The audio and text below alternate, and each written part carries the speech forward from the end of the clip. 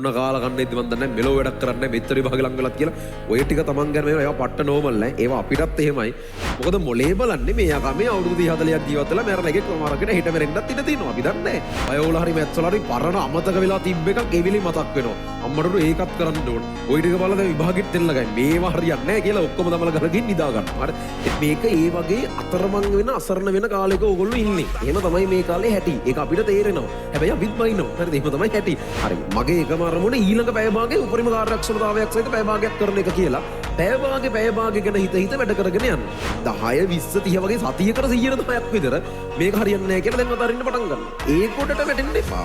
ඒ කොටට නොවැටි හිටියොත් වෙන මොකුත් වැඩ නොකර ඒ කොටට නොවැටි හිටියත් ළමයි ඔයාලා නිතර ගේම් මේක ඇතුලේ ඉස්සරහට එන්න. අර දවස් පොඩ්ඩයි තියෙන්නේ කියන එකත් එක්ක ඔයාලගේ ඔළුව කලබල ඇති. සහ ඒකත් එක්ක ඕගොල්ලොන්ගේ වැඩ කරන්න පුළුවන් මේක අඩු වෙනවා වගේ එකක් දැන් නැති. ඒක තමයි අපි මේ ඕගොල්ලෝ කරන්න ඕන වැඩ ටික දාලා කරන්නේ. සහ අනිත් කාරණාව තමයි එහෙම කාලය ලං වෙනකොට විභාගේ ලං වෙනකොට යම් ළමයි ප්‍රමාණයක් ඉන්නවා සමහරව හොඳට වැඩ කරගෙනත් ආපු අය ඒ කියන්නේ අවුලක් නැතුව වැඩ කරගෙන ආපු අය සමහරව වැඩ කරලම නැති අය ওই විභාගයට තව දවස් එහෙම මෙන්න මෙච්චරයි තියෙන්නේ කියලා ඕක හිතලා බලනකොට ඒක නිකන් හෙන Tamanට මාර පැනික් වෙන්න හේතුවක් කරගන්න. ඒ කියන්නේ ඒකෙන් තමන්ගේ වැඩ අවුල් කරගන්නවා. මෙච්චර කල් කරන්න බැරි වුණේ ඒවා ගැන පසුතැවෙන්න ගන්නවා, බය හිතෙනවා, සති ගණන් කරලා බලනවා, ඊට පස්සේ නිදා ගන්න තියෙන වෙලාව කියලා ඒකෙන් භාගයක් අඩු කරනවා. හරි. ඒ කියන්නේ දවස් මෙච්චර ඒකෙන් භාගයක් නිදාගත්තම දැන් මෙච්චරයි ඉතුරු. එහෙම ගණන් හදන්නේ නැහැ. හරිද? එහෙම ගණන් ඇදුවොත් මෙලෝ වැඩක් කරන්න වෙන්නේ නැහැ මේ ලෝකේ. අර එහෙම එච්චරම මේකට මේ පොඩි දෙයකට වෙනකන් ඉලක්කම් ගණන් කර ඉන්න එපා. දල වශයෙන් ඔළුවේ තියාගෙන හරි. දවස් මෙච්චරක් විතර තියෙන. පොඩි කාලයක් තියෙන.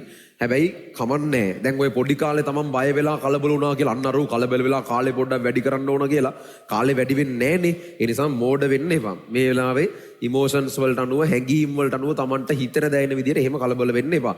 අපි හැමෝටම මේ වෙලාවේ බය හිතෙනවා, හැමෝටම බෑ හිතෙනවා, හැමෝටම තමන් ගැන කලකිරීම එනවා. මොන කාලා ගන්න ඉද්දි මන් දන්නේ මෙලෝ වැඩක් කරන්නේ මෙච්චර විභාග ලං වෙලත් කියලා. ඔය ටික තමන් ගැන මේවා පට්ට නෝමල් නෑ. ඒවා අපිටත් එහෙමයි. ඒ ලෙවල් වලදීත් අපිට ඒක එහෙම වුණා. කැම්පස් වලදී ඊට වඩා බොහොම තදින් අපිට ඒක එහෙම වුණා. ඒ කියන්නේ කොච්චර මේ ලොකු රිසල්ට්ස් එනේ උන්ට වුණත් කොච්චර දක්ෂ එකෙක් වුණත් වෙන්න පුළුවන්. උන්ටත් ඒක එනවා. හැම එකාටම තමන් ගැන කලකිරීම මේ ඊළඟ මාසේ නම් එනවමයි. ඉස්සර තමන් වැඩ නොකරපුවා ගැනයි දැන් වැඩ කරන්න පුළුවන්කම තියාගෙන නොකරන ඒවා ගැනයි. ඒවා එහෙමයි. හැබැයි ඒවා තියෙද්දි කාගෙන ආයේ ඊළඟ වෙලාවේ අපිට වැඩ කරන්න බැරි වුණ ටික වෙනස් කරන්න බෑනේ. වෙනස් කරන්න පුළුවන් ඊළඟ තප්පරේ ඊළඟ විනාඩි 5 ඊළඟ පැය භාගේ වැඩ කරන එකනේ. අන්න ඒක හිතලා ඒ පැය භාගේ වැඩ කරන තැනට කන්වර්ට් කරන්න ගන්න. සහ ඊළඟ කාල සීමාව තුළ ගොඩක් ළමයි කලබල වෙනවා. ගොඩක් ළමයි කලබලයේ නිසා වැඩ කරගන්න බැරි වෙනවා. අර ඕගොල්ලන්ටත් වෙන්නේ වැඩ කරන්න ගියාම මතක් වෙනවා. කෙමිස්ට්‍රි වල අරක් කරන්න ඕන, ෆිසික්ස් වල මේක කරන්න ඕන, බයෝ වල හරි මැත්ස් වල හරි පරණ අමතක වෙලා තිබ්බ එකක් එවිලි මතක් වෙනවා. අම්මට ඒකත් කරන්න ඕන. ওই ටික බලලා දැන් විභාගෙත් දෙන්න ගයි. මේවා හරියන්නේ නැහැ කියලා ඔක්කොම තමල කරගෙන නිදා ගන්නවා. හරි. එකක්වත් කරන්නේ නැහැ. ඔක්කොම ආයේ ඊළඟ වටේකට සුපුරුදු පරිදි ඉතුරුයි. ඔක්කොම තියලා නිදා ගන්නවා ගිහින්. ඉතින් ඒක මේ වෙලාවේ ඔළුව වැඩ කරන විදිහ. අපේ මෙන්ටලිටි එක හදලා තියෙන්නේ ප්‍රෙෂර් නොවෙන්න. අපේ ඔළුව පුළුවන් තරම් හදලා තියෙන්නේ අපි ප්‍රෙෂර් වෙනකොට ඒකෙන් ඩිස්ට්‍රැක්ට් කරන්න. අපිව වෙන ලෝකෙට ඇදලා දාන්න. එක්ක නිදි කරවන්න නැත්නම් ෆෝන් එකේ මොකක් හරි ඔය ඔබ ඉන්න. ওই දෙකෙන් එකට තමයි හදලා තියෙන්නේ. ඒතකොට අපිට අර ප්‍රෙෂර් එක ඔයාලට හොඳට මේක තේරෙලා ඇති ඈ. ප්‍රෙෂර් එක එනකොටම එක්ක ෆෝන් එක අතර ගන්න හිතෙනවා. මොකක් හරි කරන්න හිතෙනවා. කිසිම දෙයක් නැහැ ඒකේ කරන්නත් තව ඒත් ගන්න හිතෙනවා මයි නෑ මොනවා හරි කරන්න. නැත්නම් තමල ගහලකින් නිදා ගන්න හිතෙනවා. ඔය දෙක තමයි හිතෙන්නේ. ඒ ඔළුව කරන්නේ අපිව මේන් ෆෝකස් එකෙන් අයින් කරලා වෙන කොහෙට හරි නොමග යවනවා. මොකද අපි ප්‍රෙෂර් වෙලා ඉන්න නිසා. මොකද මොලේ බලන්නේ මේ යකා මේ අවුරුදු 30 40ක් ජීවත් වෙලා මැරෙන එකෙක් සමහරකට හිට මෙරෙන්නත් ඉඩ තියෙනවා. අපි දන්නේ නැහැ. හරිද? එතකොට උගේ අදහස වෙන්නේ ඉන්න වෙලාවේ ප්‍රෙෂර් එක අඩුවෙන් ඉන්න එක. උට තේරෙන්නේ නැහැ අපි මෙන්න මෙහෙම පොඩි කියන්නේ ඉන්න වෙලාවේ ප්‍රෙෂර් එක අඩු වෙන්න මේ වෙලාවේ යම් ප්‍රෙෂර් එකක් ගත යුතුයි. මින් ඉස්සරහා අවුරුදු ගානක ප්‍රෙෂර් එක අවම කරගන්නනේ අපි මේ වෙලාවේ ඕකේ ගන්න. ඔය පඬිත කතා ඌට පැහැදිලි කරන්න බෑ. ඒක දන්නේ ඕගොල්ලෝ විතරයි. ඒ නිසා සහ ඔය වටපිටාවේ ඒත් ඕගොල්ලෝ වැඩ කරන්න අමාරු තත්ත්ව ගෙදර මිනිස්සු දන්නෙත් නැහැ. ඒතර මේ මිනිස්සුන්ට ඒක පැහැදිලි කරලා වැඩකුත් නැහැ. එහෙනම් මේ වෙලාවේ ඇත්තටම ඕගොල්ලෝ පොඩි අර අතරමං වීමක තමයි ඉන්නේ. කරන්න දෙයක් නැහැ ළමයි. දැන් ඔයාලා ලොකුයි. දැන් ඒවට ෆේස් කරන්න. දැන් ඒවට මූණ දෙන එක තමයි දැන් ඔයාලගේ තව ඊළඟ කාලය තුල ජීවිතේ වෙන්නේ. ඒකට මුණ දෙන්න ඕනේ. ඒකේ තාම මුල ඉන්නේ. එහෙනම් සමහරක් වෙලාවට අරහින් ගෙවල් වල උණුත් බයිනවා. මෙහෙම පන්ති වල අපිත් බයිනවා. ඒ කියන්නේ අපි කියනවා අරක කරන්න මේක කරන්න කියලා. ඔයත් ඔයාටම බයිනවා හිටපු ගමන් මේක කාලකන්නිකමට කියලා. හරි. ඉතින් දැන් කවුද මෙතන වැරදි කවුද කාගේද පැත්ත දැන් මොකද එතකොට බැනුම් අහන එක. එහෙම එකක් හිතා ගන්නත් බෑ.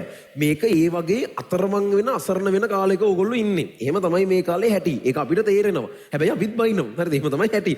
ඔයාලටත් එහෙම තමයි ඉන්න ඕනේ. මේ ප්‍රෙෂර් එකත් එක්තරා විදියකට ඕන. එහෙම නැතුවත් මේක කරන්න බෑ. අපිටම බලුවන් තරම් අර ඒක ප්‍රෙෂර් එකක් නොවෙන්න වැඩේ කරව ගන්න තමයි උත්සාහ කරන්නේ. නමුත් ඒ වගේ යම් තැන්වලදී ඉතින් අපිත් අර ටික කරන්න මේ ටික කරන්න කොහොද මෙව්ව කරලා නැහැ කිය අර පොඩි චෝදනාත්මකව කතා කරන තැන් එනවා. එහෙම වෙයි. ඕගොල්ලෝ තේරුම් ගන්න ඕන ඒ මොනවද වුණත් ඒක තමයි කන්ඩිෂන්ස් ටික ඒක තමයි හැටි. ඕක ඇතුලේ ඔය ටික තියාගෙන වැඩ කරන එක තමයි මේ වෙලාවේ වැඩේ. මොකද ලොකු ළමයි ප්‍රමාණයක් 30-40ක ළමයි ප්‍රමාණයක් මේ වෙලාවේ ওই ප්‍රශ්න එක දරා ගන්න බැරුව කඩාගෙන වැටෙනවා.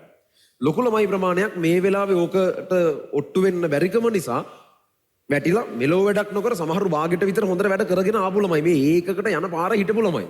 හැබැයි දැන් බැරි වෙයි කියලා එන අර මේකත් එක්ක සම්පූර්ණයෙන් අතලා දාලා නිකන් ඉන්නවා. ඒ කියන්නේ වැඩ කරා නම් ඒකක් එන්න තිබුණු ළමයි. හරි.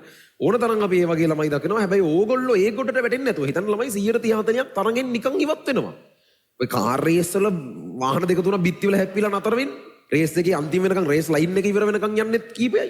මේකේ ඒ වගේ 100%, 20, 30 වගේ සතියකට 110ක් විතර මේක හරියන්නේ නැහැ කියලා දැන් අතරින්න පටන් ගන්නවා. ඒ කොටට වැටෙන්න එපා.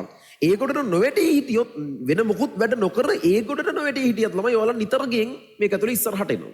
ඇයි සෙට් එකක් ටික හැලෙමින් යන්නේ හොඳට වැඩ කරගෙන ආපු ළමයි පවා අර මානසිකත්වය තමන්ගේ එහෙම එච්චර ස්ථාවර නැතිකමත් එක්ක එහෙම ඩ්‍රොප් වීමක් වෙනවා. ඒ හින්දා ඔය කියන කාරණා ටික පොඩ්ඩක් තේරුම් ගන්න. මම මේ වන් ලාස්ට් ටයිම් එකේ ආරම්භය නිසා ඔය ටික කිව්වේ.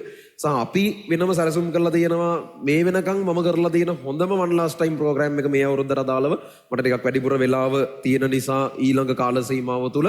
එතකොට ඒකෙන් ප්‍රයෝජනය ගන්න එක තමයි ඕගොල්ලන්ගේ ප්‍රධාන වැඩේ වෙන්න ඕනේ. කලබල නැතුව හරි මේ පොඩි කාලයක් තමයි තියෙන්නේ. හැබැයි කලබල වුණා කියලා මේ පොඩි කාලේ ලොකු කාලයක් වෙන්නේ නැහැ. කළ හැකි එකම දේ මේ වෙලාවේ කරන්න බලන් උපරිමයට මේ වැඩේ ඇදගෙන යන එක කියන එක තේරුම් අරගෙන ටික ඒ වෙලේ කරන්න දින එක ගැන විතරක් හිත. ඉස්සරහට කරන්න දින ගොඩක් ඒවයි පරණ කරන්න තිබිලා බැරි වෙච්ච ඒවා මොකෝත් දන්නේ නැතුව හරි මගේ එකම අරමුණ ඊළඟ පැය භාගයේ උපරිම කාර්යක්ෂමතාවයක් සහිත පැය භාගයක් කරන එක කියලා පැය භාගය ගැන හිත වැඩ කරගෙන යන්න. ඊළඟ පැය භාගය හොඳම කරන්නයි ඕනේ. ඊට පස්සේ පැය භාගය හොඳම කරන්නයි ඕනේ. එච්චරයි ඔයාගේ අරමුණ. ලොකු අනම්මනම් ලංකාවේ පළවෙනියා වෙන්න හිටපු එකෙක් වුණා. දැන් ඒ මොකුත් නැහැ. ඕගොල්ලෝ හැමෝගෙම අරමුණ ඉදිරියට වැඩ කරන පැය භාගයේ උපරිම කාර්යක්ෂමතාවයකින් වැඩ කරපු පැය භාගයක් කරගන්න එක. ඕක තමයි සැලැස්ම තියෙන්නේ. හරි.